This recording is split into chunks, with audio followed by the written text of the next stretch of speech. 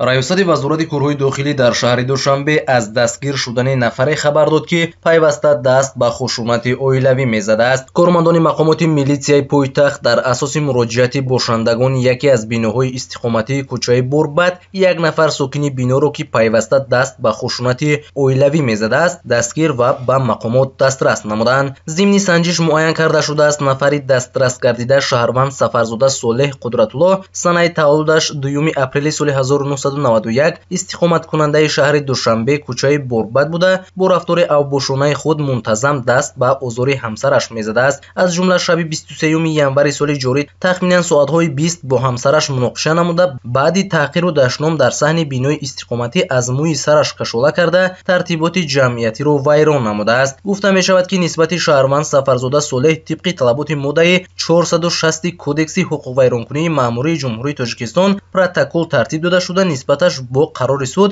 ба муҳлати 10 шабонарӯз ҳабси маъмурӣ таъин карда шудааст.